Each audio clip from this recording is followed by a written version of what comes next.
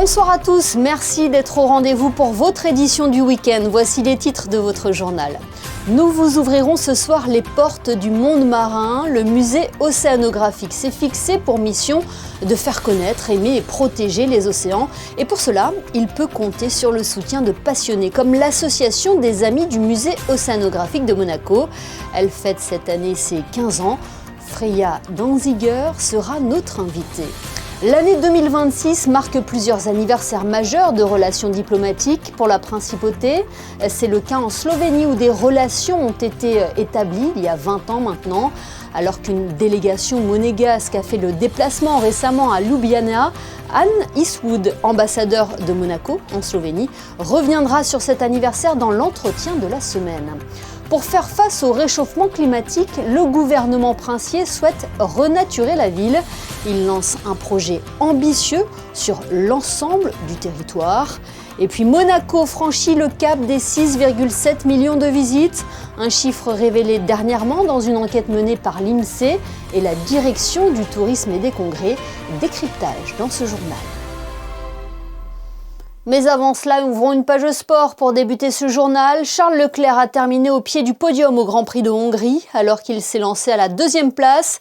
Le Monégasque a fini 4e après une course palpitante remportée par Lando Norris, qui signe son premier succès de la saison. Place désormais au repos pour l'ensemble des pilotes jusqu'au Grand Prix des Pays-Bas prévu le 23 août. Et puis on a appris aussi ce dimanche que le Grand Prix de Bahreïn, annulé en avril dernier en raison du conflit au Moyen-Orient, se tiendra finalement en Malaisie début octobre. En football, l'AS Monaco poursuit sa préparation avant la reprise du championnat. Après leur victoire face à Saint-Priest le week-end dernier, les Monégasques se sont inclinés 2-0 face au Sporting Portugal. Les Rouges et Blancs n'ont pas réussi à faire le poids face à une équipe qui est plus avancée dans sa préparation. Il reste encore quelques matchs amicaux à l'entraîneur Philippe Louis pour faire ses réglages. De nouveaux renforts pourraient être annoncés. Prochain match ce vendredi face au Cercle Bruges. Et en parlant de renfort, la nouvelle recrue Flavio Nasinho sera en séance de dédicace ce lundi à 18h30 au village des TAS Monaco sur le port Hercule. Une belle occasion pour les supporters de souhaiter la bienvenue aux défenseurs portugais et de repartir avec un beau souvenir. Le village des TAS Monaco qui sera très actif sur le quai Albert Ier puisqu'il propose mercredi 29 juillet un tournoi de foot pour les 12-15 ans. Toutes les modalités d'inscription sont à retrouver sur le site officiel du club. On le surnomme le Temple de la mer. Depuis plus d'un siècle, le musée océanographique permet à ses visiteurs d'explorer le monde marin. Derrière cette institution emblématique, il existe une entité qui contribue au rayonnement du musée. L'Association des Amis du musée océanographique de Monaco a été créée en 2011 et rassemble des passionnés de l'océan. Elle organise régulièrement des événements, dont sa Summer Party samedi soir. Avant de recevoir notre invitée Freya Danziger pour parler plus amplement de l'association, Sarah Inkari et Julien Laugier reviennent sur cette soirée au musée. Sur le toit-terrasse du musée océanographique, offrant une vue spectaculaire sur la Méditerranée, de nombreux soutiens des amis du musée ont répondu présents pour la Summer Party, un événement annuel phare de l'association. Malgré le ciel menaçant, la fête n'a pas manqué de convivialité. Cocktails dînatoires, ateliers pour enfants et photobooths. Elle était aussi l'occasion de présenter le Cercle, le nouveau réseau d'entreprises engagées pour la cause marine. Le Cercle est destiné aux entreprises, alors monégasques dans un premier temps, et l'on souhaite créer ce lien entre les entreprises monégasques qui ont un attrait vers tous les sujets autour de la préservation de l'océan. Évidemment, le Cercle et les amis du musée veulent collecter des fonds et ces fonds servent à financer la restauration du patrimoine du musée. Entendez par là, par exemple, les ouvrages anciens abîmés par l'humidité et la mer, les peintures ou encore les outils liés à l'aquariologie. En contrepartie, l'association offrira à ces sociétés de nombreuses expériences privilégiées au musée. Elles peuvent avoir accès une fois par an à un événement qui peut être soit un team building, soit une journée par enfant, soit une privatisation d'un espace du musée pour pouvoir faire leur propre événement. Et ça, ce sont des activités qui n'existent pas et qui ne sont pas achetables. Elles sont complètement exclusives et elles ont été créées sur mesure pour les membres du cercle. À 10 000 € par an, ces adhésions s'ajouteront à l'aide des gouvernements et des particuliers, sur laquelle peut déjà compter les Amis du musée depuis maintenant 15 ans. Et pour revenir donc plus en détail sur cette association, nous sommes en duplex avec Freya Donziger. Bonsoir. Bonsoir. Vous représentez les Amis du musée océanographique de Monaco. Quel est le rôle et les missions de cette association qui fête cette année ses 15 ans ? Oui, tout à fait. On fête nos 15 ans cette année parce que l'association a été créée en 2011. C'est une association qui a vraiment pour but de regrouper tous les amis de l'océan, toutes les personnes qui ont à cœur sa préservation, sa protection, l'éducation autour des thèmes de l'océan. On travaille avec le musée sur 3 grands axes qui sont le patrimoine, l'éducation avec Océano pour tous et l'aquariologie, donc la recherche notamment de soins pour poissons. Voilà, c'est les grands axes qu'on soutient et qui permettent de réunir nos membres autour de thèmes et de valeurs qui sont très fortes, non seulement au musée et à l'association, mais plus globalement. La mer, c'est quand même quelque chose qui touche tous les monégasques et tous les résidents parce qu'on a la chance de l'avoir ici. Oui, et au fil des années, vous avez constitué une communauté de passionnés. Qui sont les membres de votre association ? Les membres de notre association, c'est vraiment des gens de tous horizons. On accueille avec grand plaisir tout le monde, les plus jeunes qui peuvent parrainer des poissons, les personnes de la vie active ou des personnes plus âgées, monégasques ou non, résidentes ou non. C'est vraiment ouvert à tous. Et la nouveauté de cette année, c'est que cette année, on va aussi commencer à accueillir les entreprises. On a créé un nouveau membership spécialement pour eux. On l'entend, chacun peut contribuer à son échelle à une meilleure connaissance du musée et à la préservation du monde marin. Oui, tout à fait. Tout le monde peut vraiment participer, que ce soit juste en étant donateur ou en étant un bénévole plutôt actif dans l'association. Vraiment, tous les dons, ils vont directement au musée pour soutenir des projets. Par exemple, Océano pour tous, ça permet de financer l'éducation de jeunes défavorisés autour des thématiques de l'océan. Donc, c'est vraiment des choses qui sont extrêmement utiles à nous et on accueille vraiment tous les gens qui ont envie de nous aider et de soutenir ça. Le musée océanographique est un lieu emblématique. Tout le monde a au moins visité une fois ce temple de la mer. Il possède aussi une notoriété hors les frontières. Oui, tout à fait. C'est un musée qui rayonne internationalement, non seulement parce qu'il y a le musée océanographique, mais il y a aussi la Maison des Océans à Paris, qui travaille un petit peu plus sur l'aspect politique de la chose. Nous, à l'Association des Amis, on se concentre vraiment sur le musée océanographique ici, sur le patrimoine qu'on a au sein du musée. Cette année, on a par exemple restauré des œuvres. On travaille beaucoup sur l'éducation des personnes défavorisées un petit peu partout en France, qui n'ont pas forcément accès à l'océan.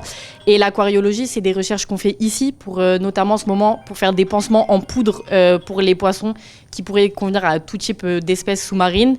Et voilà, donc c'est vraiment des choses qui se font localement, mais qui peuvent avoir un but beaucoup plus large que juste les personnes qui visitent le musée. Et pour vous, Freya, qu'est-ce qu'il représente, ce musée ?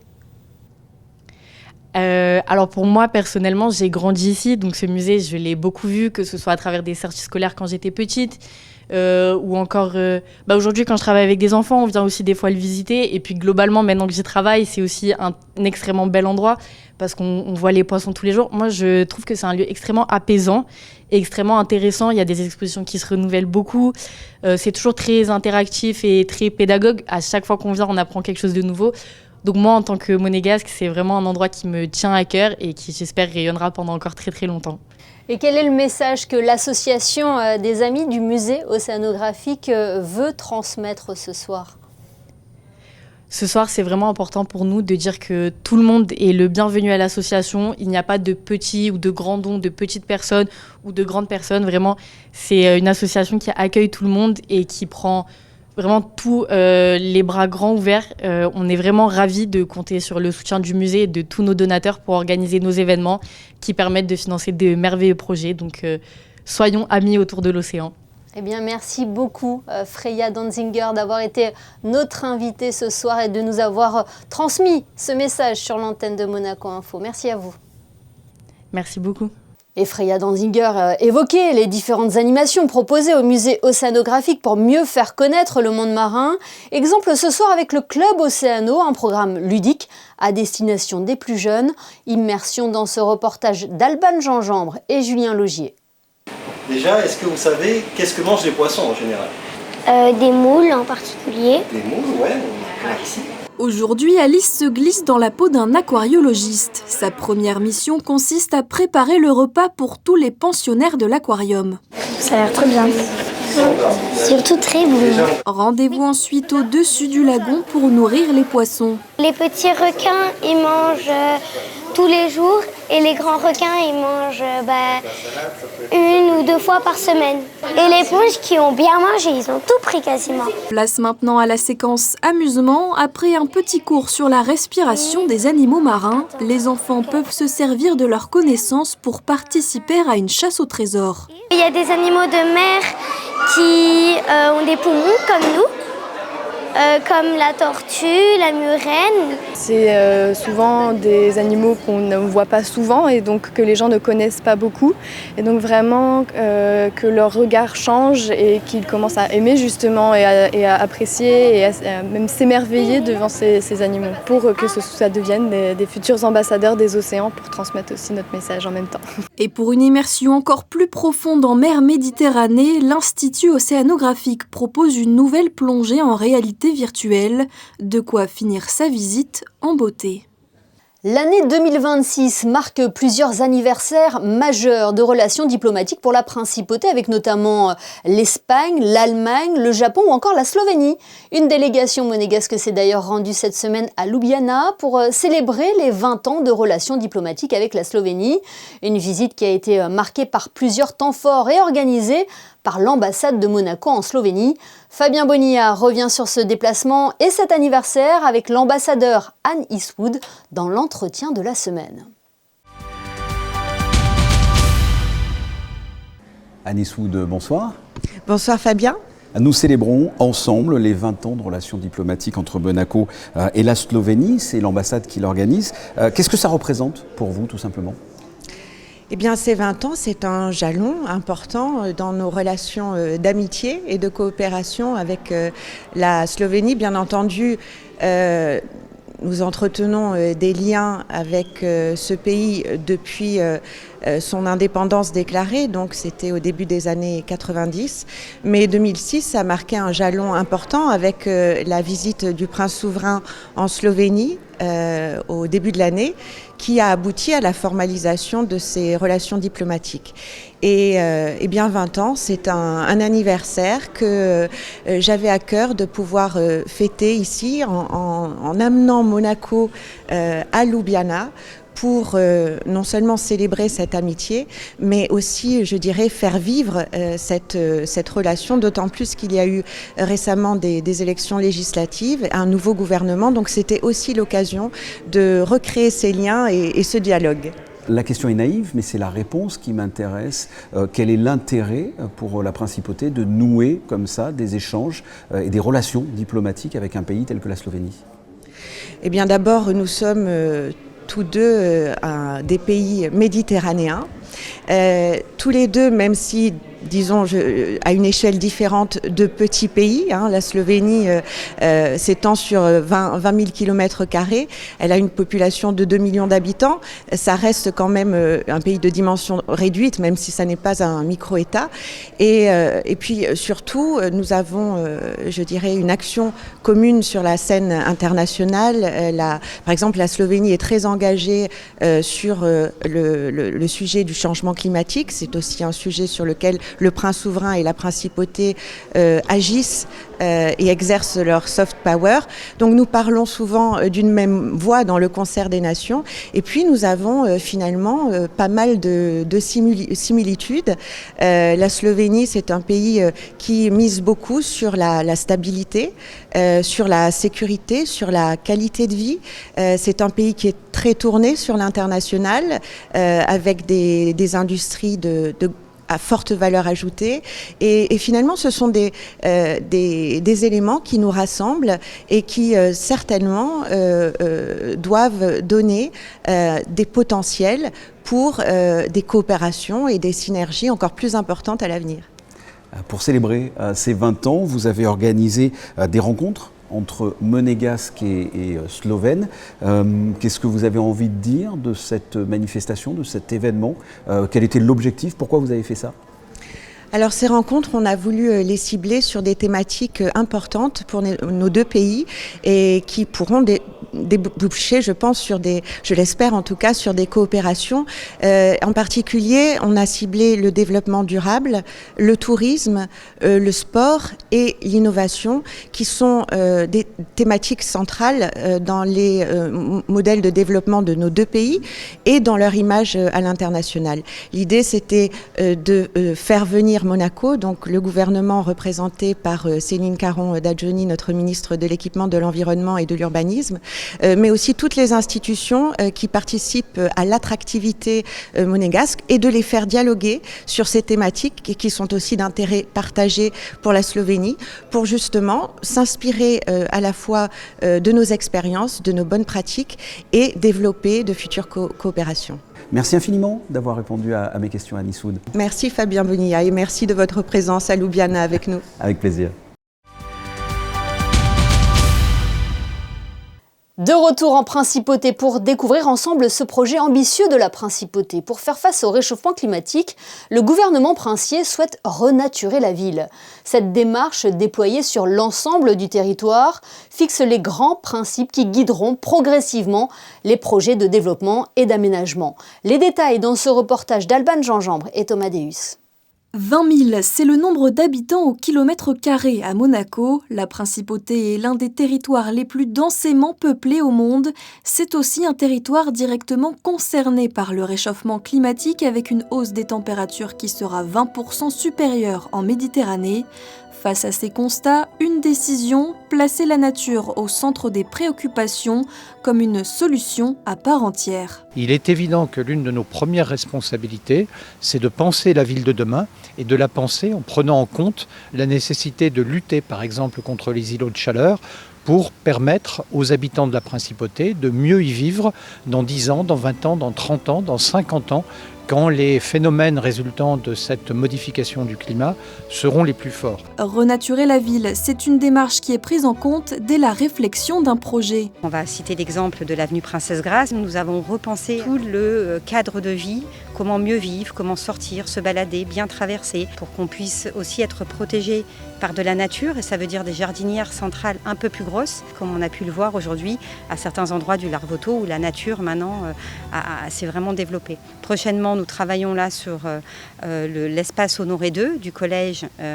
jusqu'au passage piéton et la place des Bougainvilliers, où nous espérons pouvoir apporter des réponses par la nature et par l'aménagement urbain aux îlots chaleur, à la réverbération du sol dont on se plaint, à la sensation vraiment très lourde l'été qu'on peut avoir, alors que c'est un espace qui est devenu très circulant. Aujourd'hui, on va penser présence de la nature sur ces parvis, parce que la nature et le besoin technique opérationnel n'est pas incompatible. Une volonté qui s'inscrit aussi dans l'engagement international de la COP, renaturer 30% de la Principauté d'ici 2030.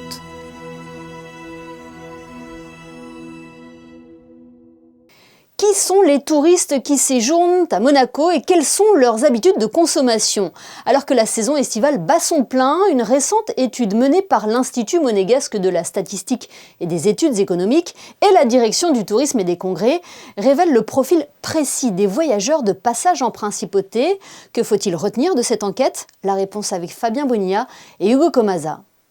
Cette étude met en lumière le poids croissant du tourisme dans l'économie monégasque. Sur une année, Monaco franchit le cap des 6,7 millions de visites, générant près de 1,4 milliard d'euros de dépenses directes, soit près de 7% du chiffre d'affaires de la Principauté. Il n'y avait plus eu ce type d'enquête sur cette thématique depuis 15 ans. Elle a été menée conjointement par l'INSEE et la DTC.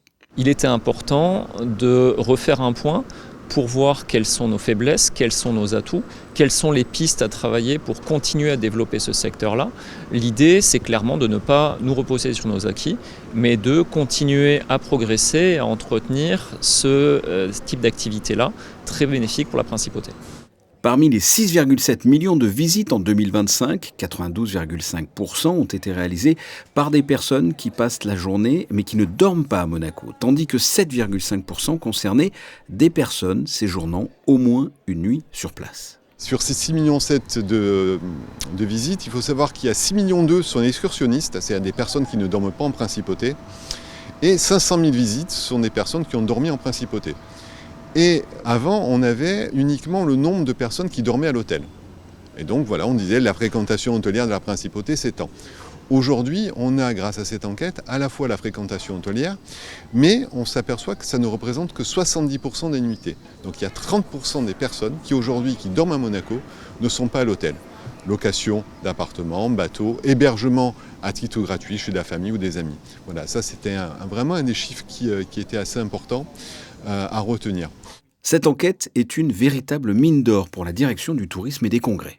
Aujourd'hui, le service analyse de la DTC est en train de rentrer dans le détail de l'enquête pour avancer nationalité par nationalité, mois de fréquentation par mois de fréquentation, typologie de clients pour savoir si on va communiquer plutôt vers les couples italiens au mois de novembre ou vers les groupes d'amis américains au mois de mars. Donc c'est vraiment ce travail qui va nourrir la réflexion marketing pour également le message que l'on va porter auprès des journalistes dans le monde entier, que nos bureaux de promotion dans le monde vont amener vers les agents de voyage pour les inciter à présenter en premier les éléments de la principauté qui sont les plus attractifs pour leurs clients. Encore quelques chiffres pour finir. Près d'une visite sur 2 est réalisée par des personnes résidant en France, ce qui constitue le principal marché de proximité de la destination. En revanche, 42% des séjours avec nuitée sont effectués par des visiteurs hors Union européenne. Les touristes en provenance du Proche et Moyen-Orient sont ceux qui dépensent le plus, dépassant 1 000 € par jour et par personne lors de leur séjour à Monaco. Enfin, pour découvrir ce rapport complet, il est disponible sur le site de l'IMSEE ou directement en flashant le QR code qui apparaît sur votre écran. Le Palais Princier illuminé en bleu samedi soir, c'était à l'occasion de la Journée mondiale de la prévention de la noyade. Comme vous le savez, la princesse Charlène est grandement impliquée dans la lutte contre ce fléau à travers sa fondation. Elle a d'ailleurs rappelé hier de faire de la sécurité aquatique une priorité pour tous. Dès demain, retrouvez un nouveau numéro de Monaco Info, le podcast. Laurent Pionce est l'invité de Geneviève Berthy, le directeur général de Monaco Mediax, société organisatrice du festival de télévision de Monte-Carlo et de Sportel. S'est confié sur son parcours et sa passion aussi pour la boxe, à retrouver sur toutes les bonnes plateformes d'écoute. Cette édition de dimanche de votre JT est à présent terminée. Merci de nous avoir suivis. Dans un instant, les prévisions météo de Sarah Inkari. Demain, c'est Christophe Paco que vous retrouverez à la présentation de votre journal. Excellente fin de semaine à tous et bel été sur Monaco Info.